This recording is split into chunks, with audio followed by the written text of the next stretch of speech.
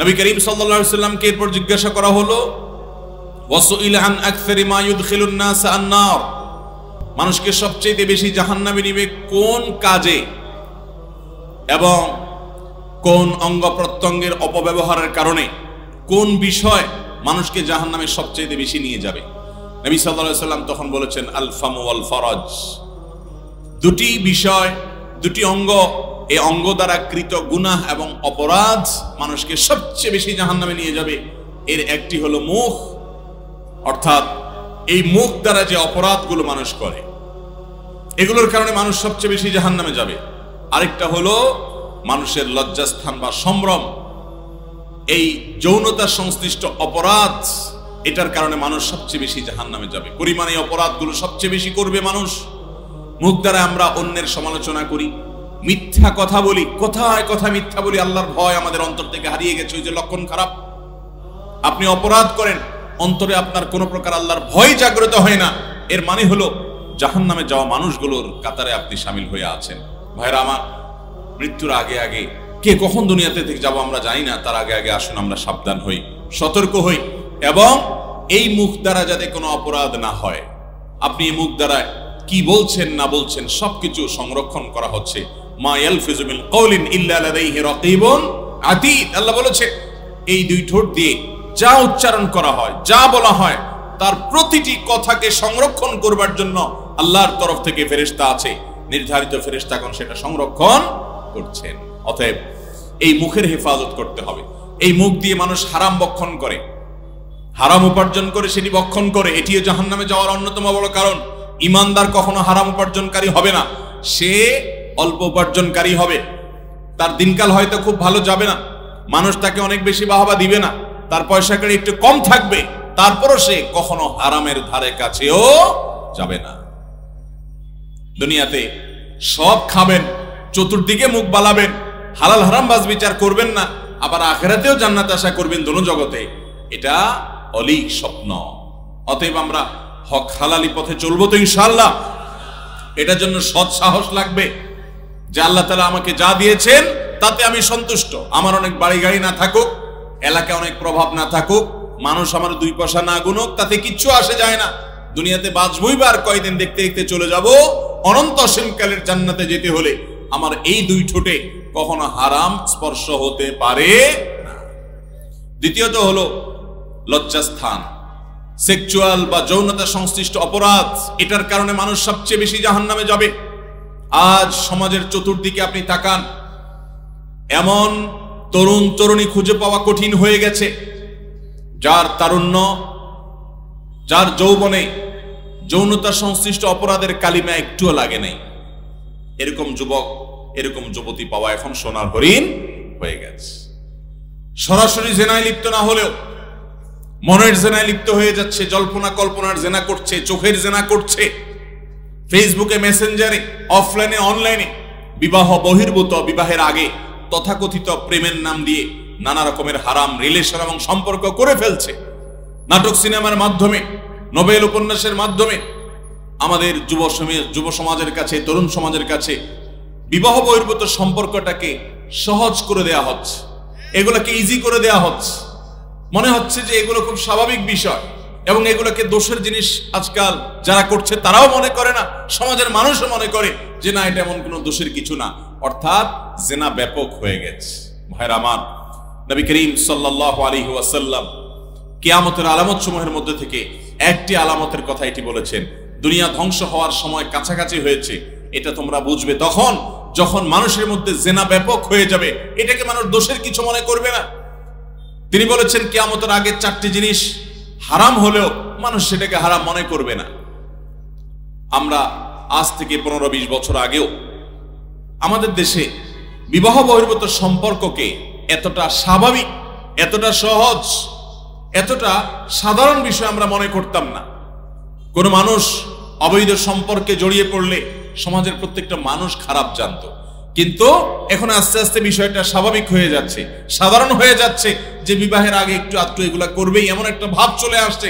অর্থাৎ বিষয়টা দোষণীয় পর্যায়ে নাই, একটা পর্যায়ে এসে বিবাহ যেরকম বৈধ হালাল, বিবাহের আগে যুবক যুবতী তথাকথিত প্রেমের নামে যে অবৈধ এবং হারাম সম্পর্ক করে, সেটাকেও সমাজের মানুষ এরকম বৈধ মনে করবে। নবী করিম সাল্লাল্লাহু আলাইহি সাল্লাম এই ভয়াবহ পরিস্থিতি যে হবে 1400 বছর 1450 বছর আগে বলে গেছেন যে একটা সময় আসবে যে মানুষ এই জেনাকে হালাল মনে করবে। আজ আমাদের সমাজে সেটা অনেকটা হয়ে গেছে না? যারা জান্নাতি, যারা জান্নাতে যাবে, যারা শেষ হাসি হাসবে, যারা আল্লাহর প্রিয় বান্দা, যারা সত্যিকারের মুসলমান, তারা বিবাহের আগ পর্যন্ত তাদের যৌনতাকে হেফাজত করে, নিয়ন্ত্রণ করে। আল্লাহ রাব্বুল আলামিন প্রতিটা মানুষের মধ্যে শারীরিক এই চাহিদা দিয়ে তৈরি করেছেন। একটা বয়স আসলে এই চাহিদা প্রত্যেকটা নারী পুরুষের মধ্যে এমনিতেই তৈরি হয়। এটার জন্য আলাদা করে নাটক, সিনেমা, নোবেল, উপন্যাস ইত্যাদির মাধ্যমে যুবকদেরকে উদ্গ্রীব করে তোলা, উৎসাহী করে তোলা এবং তাদেরকে নানাভাবে উস্কে দিয়ে তাদের মধ্যে আরো বেশি তাদের এই চাহিদাকে জাগ্রত করে দেয়া, এটা তাদেরকে ধ্বংস করা ছাড়া আর কিছু নয়। যুব সমাজ আজ ধ্বংসের দ্বার প্রান্তে চলে গেছে। এ হাদিস বলছে যে ব্যক্তি তার লজ্জাস্থানকে হেফাজত করবে, তার তারুণ্যকে কোন প্রকার নোংরামি থেকে বাঁচিয়ে রাখার জন্য যুদ্ধ করবে, প্রাণপণ লড়াই করবে, বৈধ স্ত্রী পাওয়ার আগ পর্যন্ত সে নিজেকে কন্ট্রোল করার জন্য চেষ্টা করবে। বহু যুবক তথাকথিত গার্লফ্রেন্ড কালচারে আক্রান্ত হয়ে নিজের চরিত্রকে ধ্বংস করবে, বহু যুবতী ধ্বংস করবে। এর মধ্যেও কিছু যুবক যুবতী নিজেকে বাঁচিয়ে রাখার চেষ্টা করবে। যারা এই কাজগুলো করবে এই মানুষগুলো জান্নাতি হবে। আর যারা নিজের এই চরিত্রকে ধ্বংস করে দিবে, মনে রাখবেন এই চরিত্র ধ্বংস হওয়া এটা জাহান্নামে যাওয়ার সবচেয়ে বড় কারণগুলোর একটি। এই জন্য নবী সাল্লাল্লাহু আলাইহি ওয়াসাল্লাম বলেছেন মানুষকে সবচেয়ে বেশি জাহান্নামে নিয়ে যাবে দুটি বিষয়। এক হলে মুখের অপব্যবহার, মুখ দিয়ে মিথ্যা বলা, মুখ দিয়ে গালিগালাজ করা, মুখ দিয়ে খারাপ কথা বলা, মুখ দিয়ে মানুষের সমালোচনা করা, মুখ দিয়ে মানুষকে মিথ্যা অপবাদ দেওয়া, মুখ দিয়ে মানুষকে আঘাত করা, এই মুখ দিয়ে হারাম উপার্জন ভক্ষণ করা এবং লজ্জাস্থানের অপব্যবহার, যত্রতত্র ব্যবহার, জেনা এবং ব্যভিচারের ব্যাপকতা। মনে রাখবেন আল্লাহ রাব্বুল আলামিন কিয়ামতের ভয়াবহতম দিনে আরশের নিচে 7 শ্রেণীর মানুষকে যে জায়গা দিবেন, এর ভিতরে এক শ্রেণী মানুষ হলো শাবুন নাশা ফি ইবাদাতিল্লাহ, যেই তরুণ, যে যুবক তার যৌবনটা আল্লাহর ইবাদতে কাটিয়েছে, নামাজে কাটিয়েছে, ভালো কাজে কাটিয়েছে, সে কখনো অন্যায়ের পথে যায় নাই।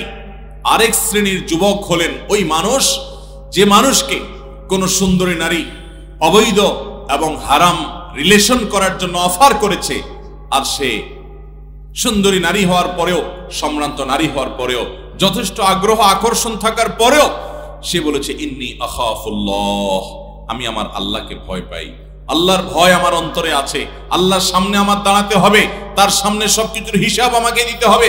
সেই ভয়ে তোমার অফারকে আমি ডিনাই করছি, তোমার অফার আমি নিতে পারছি না, তোমার প্রস্তাবকে আমি ফিরিয়ে দিচ্ছি, আমি আল্লাহর ভয়ে নিজেকে বাঁচিয়ে রাখছি। এইরকম মেরুদণ্ডওয়ালা, এরকম সৎ সাহস আছে, এরকম শক্ত ঈমানী অবস্থান আছে এই যুবককে, এই মানুষকে, এই নারীকে, যারা এই ধরনের অপরাধমূলক কর্মকাণ্ডের প্রস্তাব, বিবাহ বহির্ভূত অবৈধ সম্পর্কের প্রস্তাব পাওয়ার পরও সেটা গ্রহণ করে না, এই লোকগুলোকে আল্লাহ তাআলা আরশের নিচে ভিআইপি প্যান্ডেলে জায়গা দিবেন ইনশাআল্লাহ। অতএব আমরা আমাদের নিজেদের চরিত্রগুলো হেফাজত করবো তো ইনশাআল্লাহ। দেখেন, জান্নাতে যাওয়ার সবচেয়ে বড় দুটি আমলের একটিও কিন্তু আপনার ওই সাধারণ ইবাদত বন্দেগী যেগুলো আমরা দেখি সেগুলো না, এগুলো তো করতেই হবে, এগুলো না হলে তো ইসলামের খাতাতেই নাম না থাকার ভয় আছে। কিন্তু জান্নাতে যেতে হলে অন্তরে তাকওয়া থাকতে হবে আর অঙ্গ প্রত্যঙ্গে সুন্দর আচরণ আখলাক থাকতে হবে, কারোর অধিকার নষ্ট করা যাবে। আর জাহান্নামে মানুষকে নিয়ে যাবে সবচেয়ে বেশি ঠোঁট এবং লজ্জাস্থান। অতএব এগুলোর কন্ট্রোল এবং নিয়ন্ত্রণ করবো তো ইনশাআল্লাহ। যারা এগুলো নিয়ন্ত্রণ করতে পারে এরাই সত্যিকারের পুরুষ, আর যারা এগুলো নিয়ন্ত্রণ করতে পারে না এরা হলো কাপুরুষ।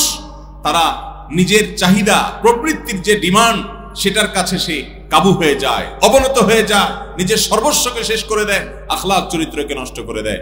আল্লাহ রাব্বুল আলামিন এই ভয়াবহ ফিতনার এই যুগে আপনাকে, আমাকে, আমাদের সবাইকে আল্লাহ তাআলা আমাদের অন্তরে তাকওয়া জাগ্রত করার তৌফিক দান করুন, আমাদের আখলাকগুলোকে সুন্দর করে দিন। আল্লাহ তাআলা আমাদের এই দুই ঠোঁটের অপব্যবহার থেকে আমাদেরকে বাঁচিয়ে রাখুন, লজ্জাস্থানের অপব্যবহার থেকে বাঁচিয়ে রাখুন। ভাইরা আমার, আমরা সবাই চেষ্টা করবো না ইনশাআল্লাহ?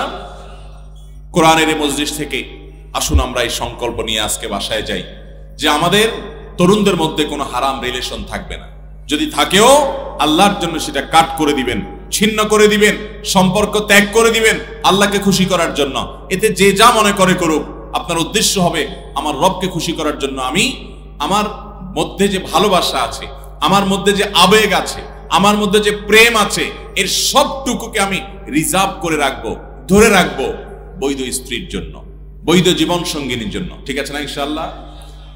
বৈধ স্ত্রীর জন্য ভালোবাসা ধরে না রেখে জায়গায় অজায়গায় যদি এই তথাকথিত ভালোবাসার অপচয় করেন, অপব্যবহার করেন, তাহলে যখন ভালোবাসা নিবেদন করার আসল জায়গা আসবে তখন দেখবেন ভালোবাসার পুঁজিতে টান পড়ছে।